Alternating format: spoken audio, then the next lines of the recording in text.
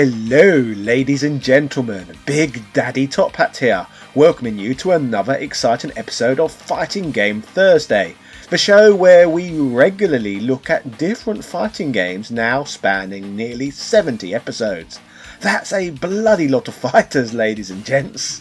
In today's content we are going to take a deep dive look at the first ever fighting game that would allow gamers to play as a whole host of different characters from the Marvel Universe, thus enabling gamers to pit their favourites against one another in the most ambitious crossover in the world of superhero games yet. This title, ladies and gentlemen, was special and an important stepping stone that would lead to the Marvel vs Capcom crossover fighting games down the line. While crossovers are now common practice in the world of movies and video games now, back then these sort of events felt even more exciting and significant as a result. Not only that, but this novel title would storywise be based around Thanos and the Infinity Gauntlet, a Marvel story that would become embedded in popular culture with the Avengers Infinity War crossover movie, which was not only the most profitable superhero movie of all time, but the fourth most profitable movie of all time, full stop. Over 20 years prior to this massive commercial success, the most ambitious crossover in history existed in high quality video game form. This, ladies and gentlemen, is the mad story of Marvel superheroes, the Infinity War fighting game. Yeah! We have looked at the history of the relationship between Marvel and Capcom many times on here in the past. We have analysed every game released pitting Marvel superheroes against Capcom fighters, and we have looked at the birth of the relationship between the pairing with the release of the Punisher arcade game. The Punisher would obviously be followed up with the X-Men Children of the Atom, a game that functioned as both the first Marvel fighting game and the first character crossover with Capcom, as the game included Street Fighter's Akuma as a playable fighter. The game was a humongous success and would impress gamers and critics alike on multiple levels. The Capcom System 2 game featured beautiful sprite work, a great chain combo system and unique intuitive combat that allowed fighters to brawl mid-air in well-designed multi-tiered environments, in which the ground would crumble and characters would fall into lower parts of the stages. Children of the Atom placed the beloved X-Men into a fighter that stood out gameplay-wise from everything else on the market. Marvel could not have asked for more from Capcom. After the success of this X-Men game in 1994, both Capcom and Marvel were hungry to work together more, to churn out more games that would build on this fighting formula. In less than 1 year, Capcom would be able to deliver the follow-up to arcades, with the release of Marvel Superheroes on October 24th, 1995. Like its predecessor, this game too would take advantage of the Capcom System 2 arcade board. This new Japanese-produced fighter was dedicated to Marvel artist Jack Kirby, who had sadly died 1 year prior to the release of the game. The game would largely be what one would expect from Capcom over this time period. Capcom would deliver a game where you could select various superheroes and villains from the Marvel Universe and have them face off. The game follows the trend of other titles that were built on the Street Fighter 2 formula, but obviously continues to take advantage of mechanics established in Children of the Atom, most notably the air combos, a staple of Marvel Capcom games. Being a game that crossed over various characters from the Marvel Universe, this would obviously result in various characters for the game being pulled over from the existing X-Men fighting game. These characters would include Wolverine, Juggernaut, Magneto and Psylocke, fighters that, according to Capcom at least, were determined to be the most popular to use in Western markets, according to their own research. In terms of combat mechanics, the game's most unique feature over the X-Men game that came before it relates to the title's Infinity Gems system. Infinity Gems, that also featured in the blockbuster Infinity Wars movie, would first appear in a Marvel comic book way back in 1972, 46 years before the items became mainstream in the Disney film. The Gems' maiden appearance was in issue 1 of Marvel Premiere, an American comic book anthology series that was published by Marvel with the concept that new characters and their accompanying stories would be tried out for the first time. Essentially, Marvel Premiere was a line of pilot concepts that, if an issue attracted enough readers, it could justify these new stories and characters launching their own series. This first issue featured around a character known as Adam Warlock, who was originally known as him, or Adam. In fact, this character would debut at an even earlier date, back in 1967, within an issue of the Fantastic Four. His original appearances were minor in comparison to his starring role in Marvel Premiere Issue 1, where he would be revamped as the allegorical messiah Adam Warlock. Basically, the High Evolutionary created a planet called Counter-Earth, a purer version of the original Earth. However, Counter-Earth ended up just turning out a lot like original Earth, with villains and criminals aplenty, with an evil force known as the Man-Beast running amok. One difference though that separated this world from Marvel's other Earth was a lack of superheroes, so the High Evolutionary sent Warlock to his world to straighten it out. Counter-Earth was created using the power of the Infinity Stones, and Warlock would be bestowed with the Green Soul Gem to defend this realm against Man-Beast. The Green Soul Gem provides the user with the power to control reality, specifically allowing them to manipulate the souls of everyone in the universe, dead or alive. The second Soul Gem would appear for the first time 3 years later in 1975, in a Captain Marvel story, an angle that would establish for the first time that there were in fact 6 Soul Gems, each with different powers. More light would be shed on 2 of the gems in 1977 in a crossover between Warlock and Spider-Man, and finally later that same year all 6 gems would appear in the same comic book when they were attempted to be used by the death-obsessed Thanos, who wanted to use them to extinguish every star in the universe. Thanos himself had surfaced for the first time a few years earlier, in 1973, in an issue of Iron Man, but would later be reintroduced as Warlock's ally, then as his opponent in a storyline known as the Second Thanos War that ran until 1977. After various appearances over the years, by 1991 Thanos and the Infinity Gauntlet was published, a 6-issue limited series with crossover chapters appearing in related comics.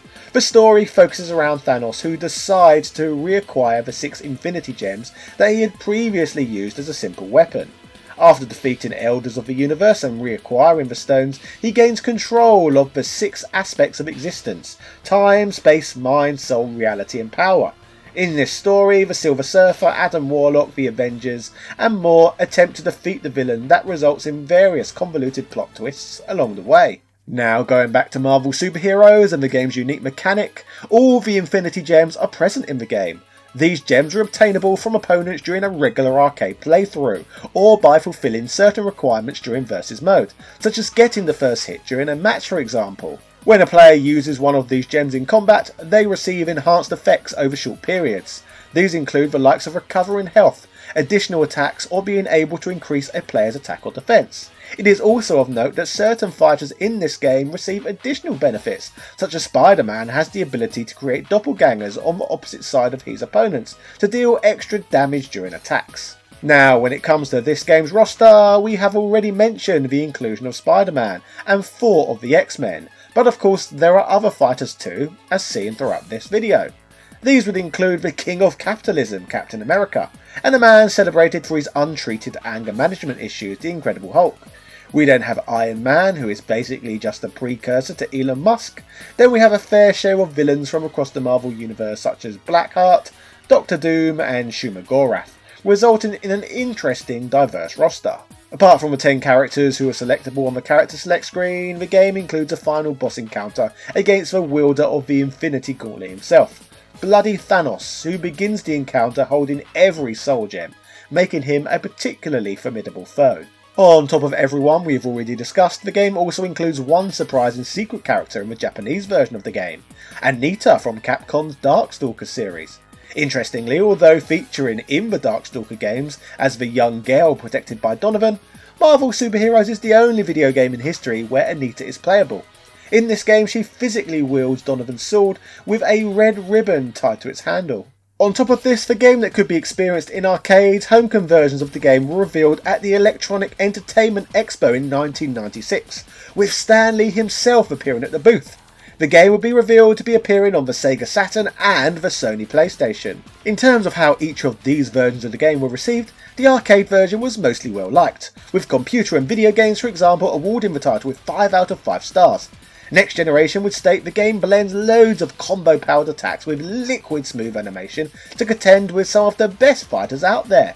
They would also praise the selection of characters chosen for the game along with the beautiful sprite work, which was slowly becoming rarer in gaming as polygon-based titles were becoming more and more common. When it comes to 2D fighting games of this ilk, it probably comes as no surprise to you that the Sega Saturn conversion was absolutely fantastic. The game received wide praise for all it offered, which was supported by the RAM expansion cartridge that allowed extra frames of animation and quicker load times than its PlayStation counterpart. GamePro called it an excellent port of the arcade game, which was a quarter burner last year.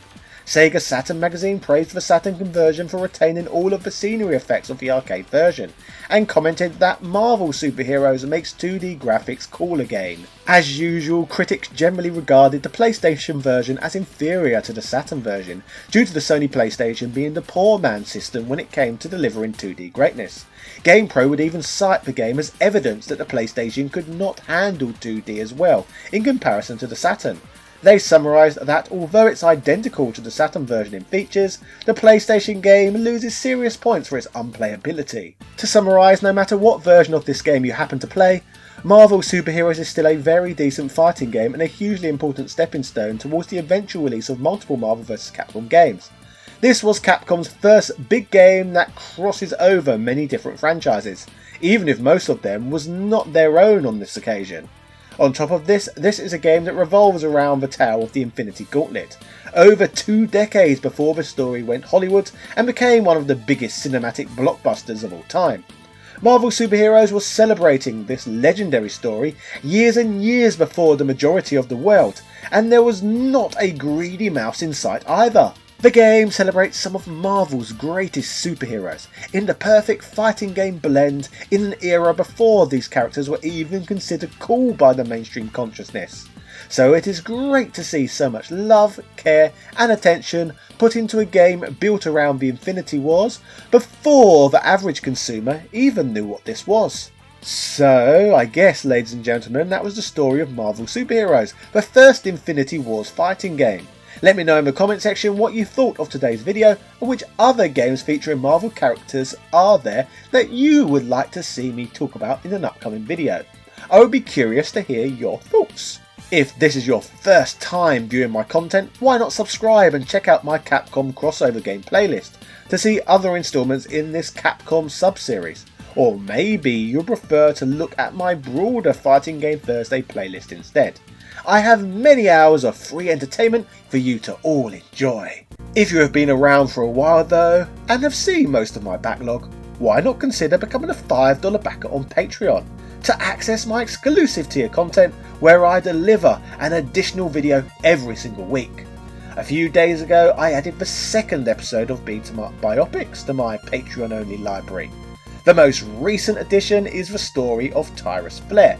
So unlock this video, many others, and receive even more additional incentives that not only provide you with extra regular entertainment, but in part also help secure the future of this channel, in a YouTube environment that literally becomes more challenging for retro content by the day.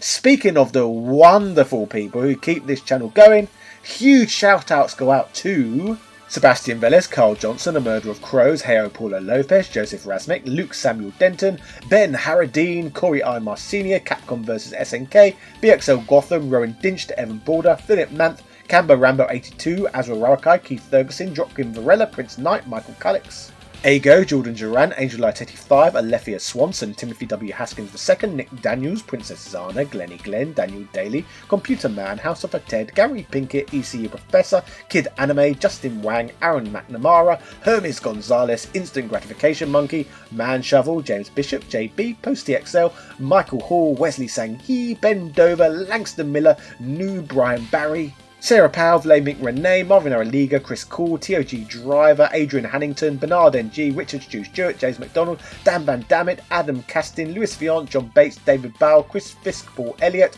Mike Bruno, Rick67, Antonio Rodriguez, Craig Jenkins, Tom Elliott, Retroverse.com, Casey Wright, Synth Spaces, Zai, Andrew Bazansky, Gunther Hendricks, and all the other fine people who keep this channel bloody alive. I love you all. Long time. Yeah, sucky $5. Yeah, cheerio.